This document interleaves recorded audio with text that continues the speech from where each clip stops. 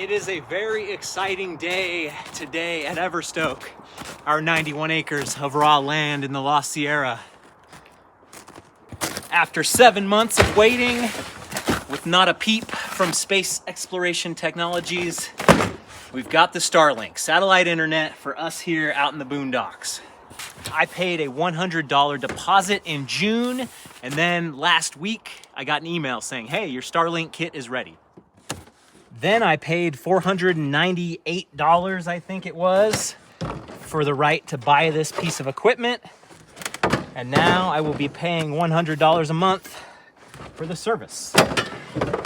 And the new dish is square, as you can see, so no cats are gonna be sleeping in here trying to get warm. How hard could it be? You plug it in, you use the app, it turns on, and you're good to go. Super simple. Our power situation right now cannot be described as plug and play. I have a solar battery generator thing, little power station. It's awesome when it's not cold. It's very cold right now. The cold kills it, even though there's sun on the solar panels. I've got to figure out a way to have more reliable plug-in power before the Starlink is even gonna work.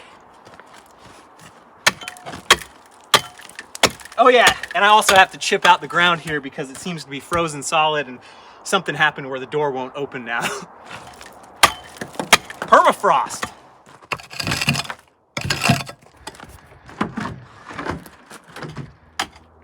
Yeah, it looks like the ground actually did swell up from being frozen, I guess, and change the angle on this door. Every project out here has 3 or 4 layers that you have to contend with before you actually get to the project you want to do.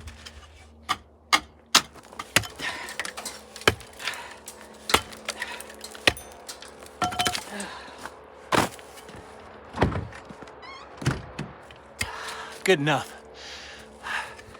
Okay, we've broken into the bank vault. Okay, 35 degrees inside the well house means nothing doing on the old Blue Eddy. I'm gonna hook up the generator, try to juice it up, try to heat it up in here and see what happens. The other piece that makes this harder is I can't get my van in here. There's too much ice and snow, it's too heavy, the tires are not made for this. So I would be able to use my solar generator to actually heat that up or do some other things, but I'll get through it. Got the generator going, got it plugged in. I heard a click, but this thing will not actually turn on. So let's try to warm it up, see what happens. Oh yeah, this bad boy puts out some heat. Burn, baby, burn.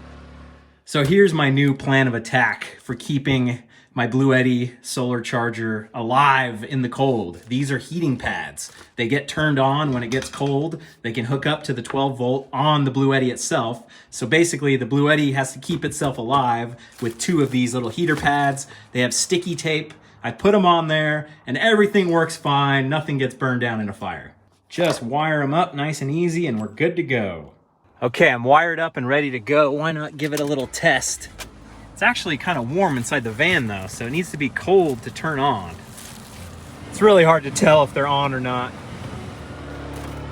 Well, I left it for an hour and it looks like the plug fell out, so mission not accomplished.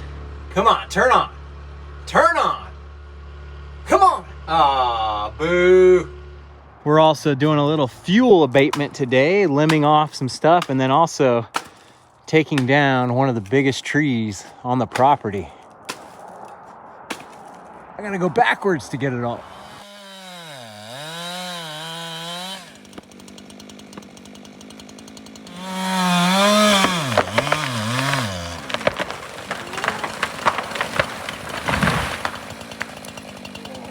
Not too bad. Not too bad at all.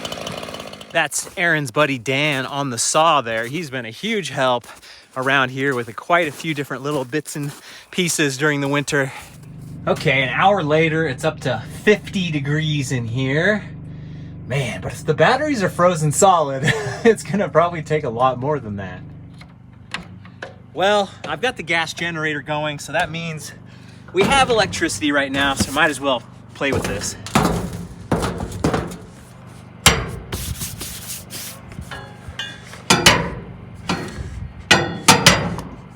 It moved. I was inside the app setting it up. I can't be in the app and record with my phone. I was able to get an off and on connection once the Starlink booted up.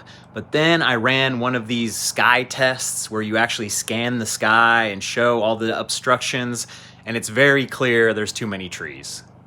I felt like, oh, this is the spot with the most sky, with the most unobstructed view, but if those satellites are lower on the horizon at all, you're really not going to be able to see them. Everything has to be kind of straight up in the air. Man, I am bummed right now. The Starlink not working, can't get the battery to turn on. My pets' heads are falling off. Almost tripped and broke my ankle. Everything's falling apart.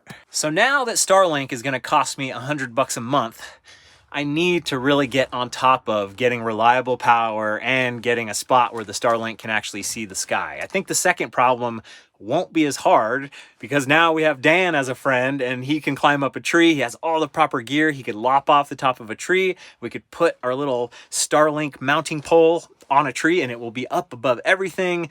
They have really long wires for the systems. So that's not as big of a hurdle as the power.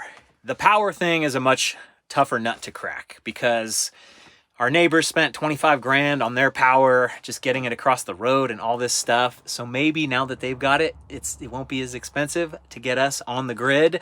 And then of course, off grid solar stuff. It's really cool. It's really fascinating. It'd be an awesome project. But the time and the money, I need to sell a kidney, take out a loan, or do something to actually kind of get this going because now we're just at a standstill, just enough where we need to keep moving forward. So now let's fast forward a couple weeks. I'm back at Everstoke. We'll see if the Starlink is better. We had some things going on while I was gone. Power is still gonna be an issue. At least I get to go check the game cameras, and that is the best. This is like post-apocalyptic right now. I know this is very normal for most of you, but it's so quiet and muddy and gray. Hello. Ooh, can't have my solar panel getting, oops. Not the sturdiest of things.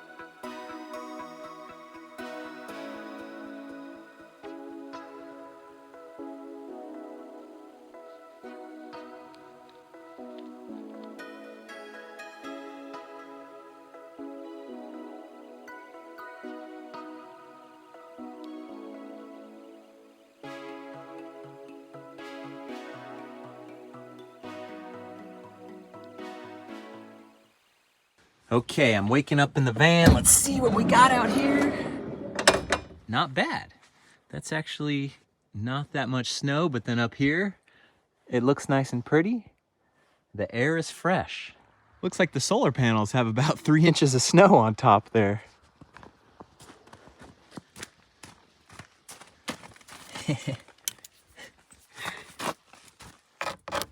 That's frozen solid. That's crazy. I am absolutely paranoid and pretty much scared about driving in the snow. I do not want to get the van stuck in the snow. My worst nightmare. So I actually parked way down below, not at the shred quarters where everybody's out there hanging out this morning. So I've got to hike in. The forecast I saw was really freaking me out about how much snow there would be. And there's been a lot, but it kind of all fell right at that moment when I arrived. And then there's been a little bit overnight, but I I think there's still gonna be some more today. After reviewing the footage on all the game cameras, a few of these are just not performing well at all. So I gotta keep changing it up. I'm gonna point this one this way instead of this way. But this one here on the tripod has been performing amazing. This is a definite animal thoroughfare here. So I need to kind of trace back where they're coming from, where they're going.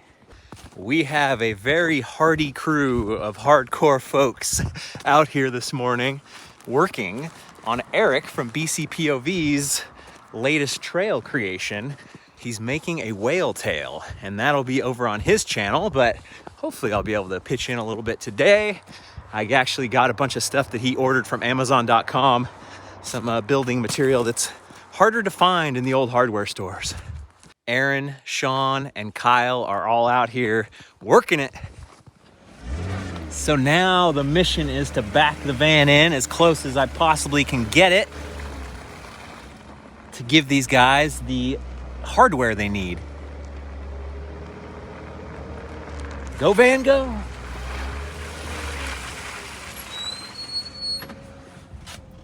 I missed my turn. It's hard to tell if it's actually snowing or if it's just windy and kind of stuff's blowing around. It's snowing. Yeah? Yep. You're the Canadian, you know. From the Canadian. Yeah. I remember when Eric was building Stone Starlet and you'd watch those videos and it's snowy and it's like, oh my God, how's he doing it? We're doing it out here. We don't care. Oh, yeah. It's negative 50. We can handle it. You can see my breath, right? But you believe negative 51. And now to more problems that need to be solved. This big old piece of metal burst from the cold. You can see if you start to open it, it sprays, and then you open it all the way and it doesn't leak as much. So I got to figure out what part this is, replace this whole thing. Ah! Huh. I do have one of these, but this is not going to cut it, I don't think. These things are like 30 bucks each though, so I should probably just try to make this work. Cut this off, put it in, get another one of these type things, put it over here, boom, boom, bam, we're good to go. Been looking forward to this all day. Try blowing on it.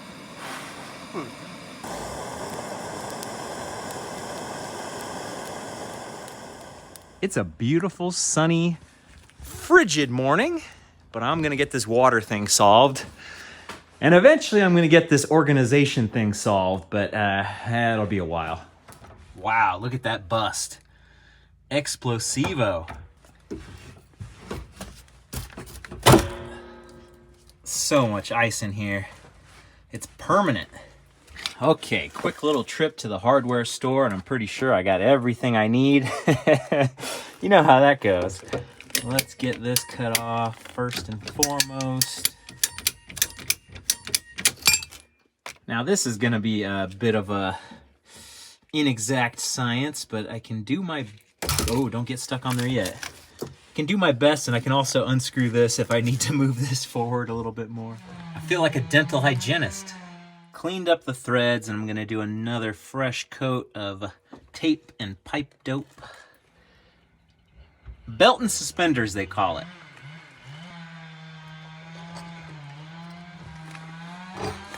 This is on tight now.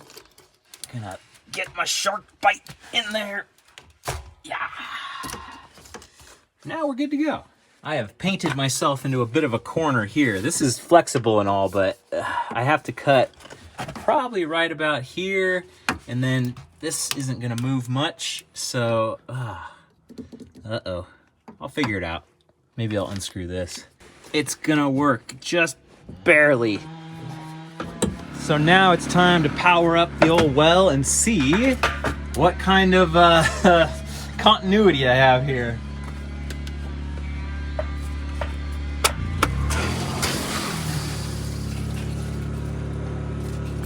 Things come alive real quick when the well comes on.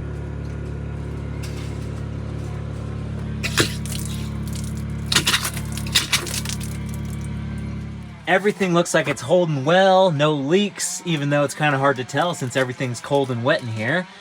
Now I'm gonna wrap some pipes. See if this helps at all.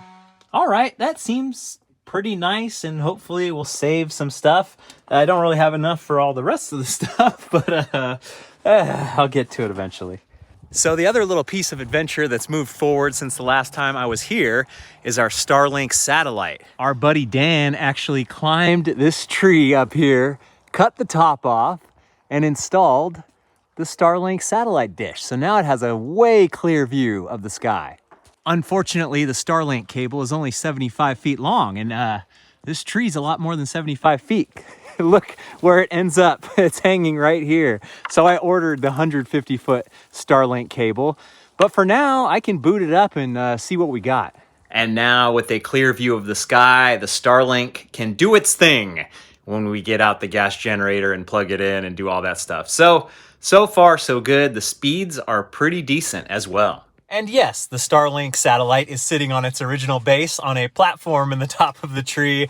I ordered a different mount that it will be a little bit nicer inside the tree, but that's working pretty dang good. We're getting there. Things are moving. I am still perplexed and need to think long and hard about the power situation. Then we can start to unlock so many other things.